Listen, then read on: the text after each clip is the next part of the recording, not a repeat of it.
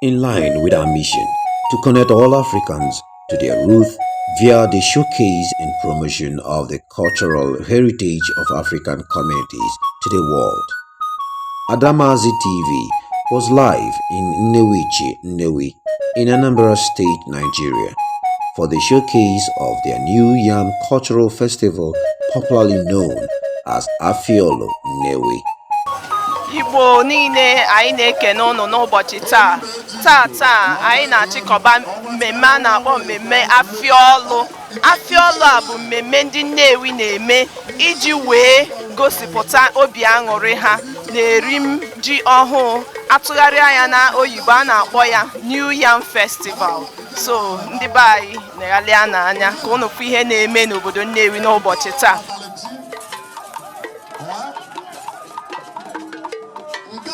Afiaolu New Yam Festival is a traditional festival held annually in Nnewi, Anambra State, Nigeria, around August.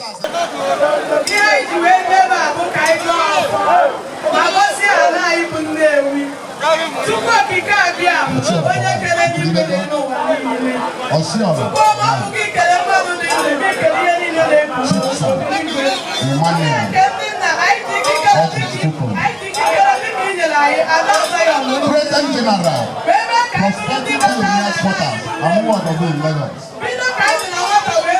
Chief and Prince, Shedude, Adude, Ambassador, Jolly Ambassador,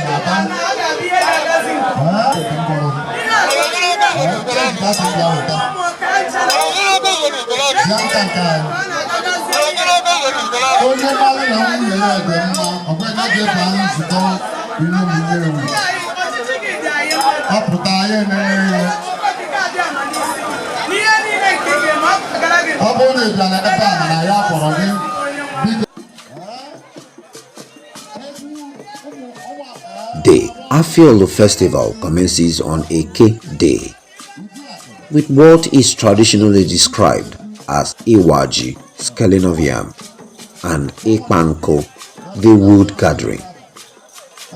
This describes the availability of new yam as well as thanksgiving to God for a bumper harvest.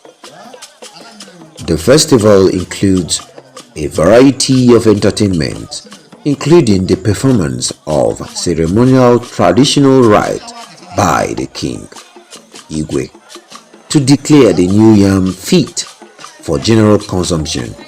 Also, cultural dance by girls, as well as masquerade dance.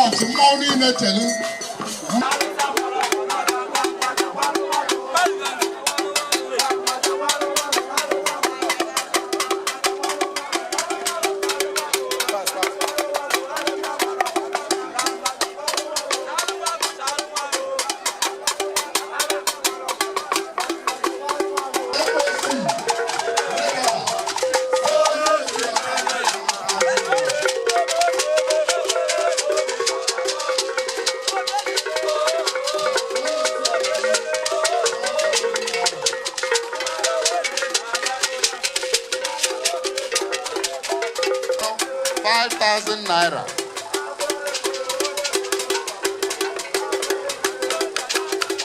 You're welcome, sir.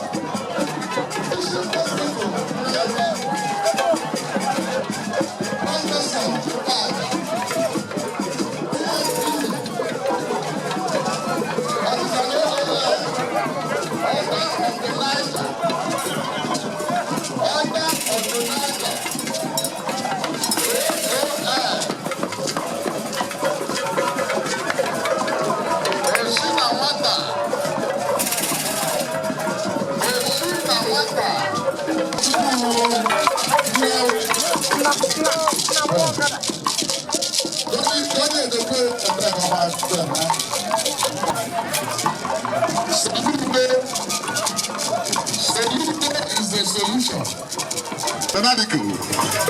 I salute you. Man, no, Zumba. We are grateful that you came.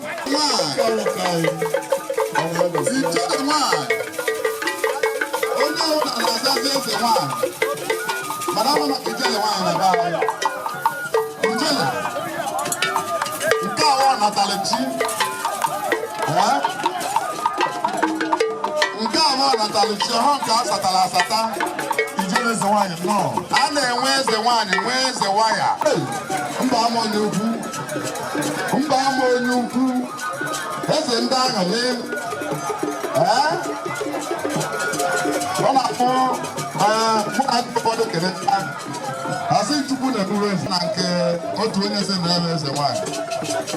No, or my other so I'm not going to put it to the banana now. That's a way, Bakata, myself. I feel I will have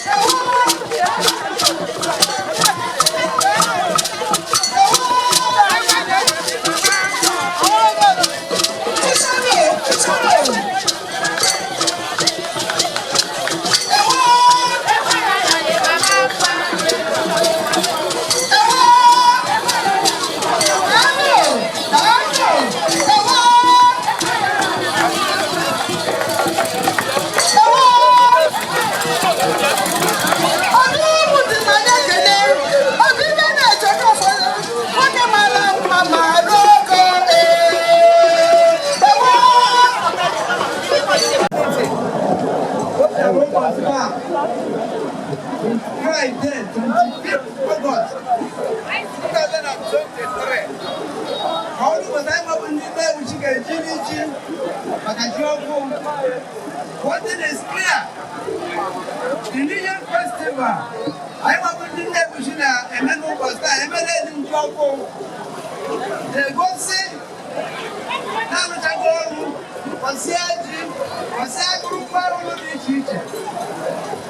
We are now ready to harvest our various crops in our various farms at our various location. I made it chair. I will monitor. Every meeting, because you don't go down the line. I want to know which. Then no. We're connecting on. They are coming back. All who can do the decision. When they don't do, when they will better, when they live, when they go. I believe they can never go.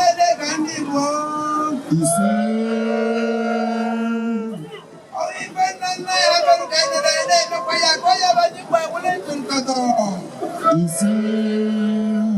when they go by the power combined of that, go up in their wish.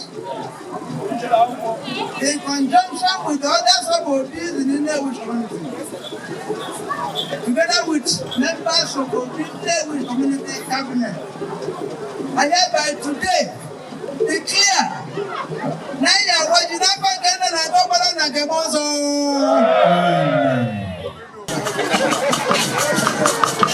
The chief priest of Nnewi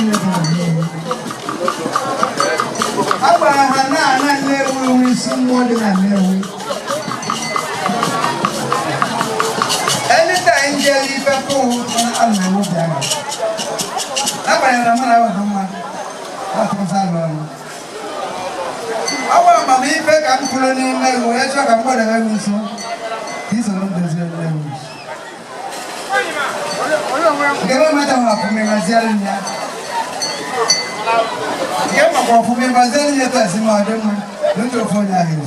so thank you. I hereby today give you this certificate. High priest, chief priest, Joseph, or Udoyi. Is that name? Thank you. I did it today. At the same time, commissioning our Nnewi cabinet. Yes, because this is the first time on the cabinet. Before, as the Obi of Nnewi, on up before, up and down follow. That's the place where now Ikpa Nku meeting to decide issues about Nnewi. But today, I'd like to call from Abubo on the down. Obi of Obo, collectively, can form a unity as a cabinet. That's what we are doing today.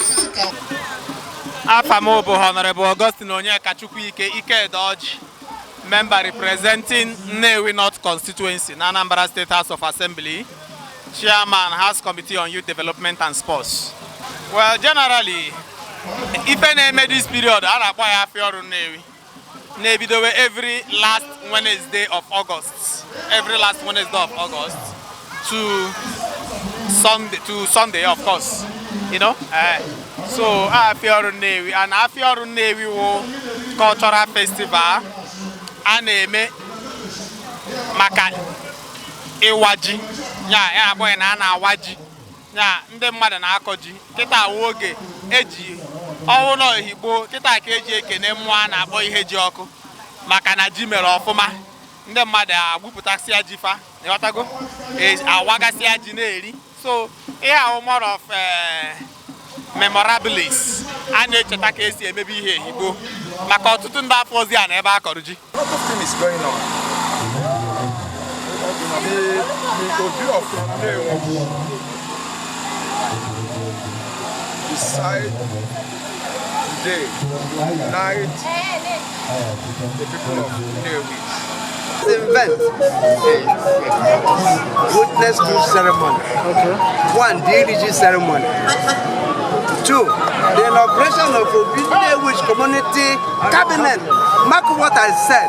Obi Nnewi community cabinet. People are supposed to be assisting Obi because the job in the palace are too many. That one person cannot do it alone. For that reason, I have to appoint a good number of people to be assisting me in the administration of Nnewi community and in the settlement of the dispute in Nnewi, as well as the development of Nnewi palace, so that Nnewi palace will take a modern outlook.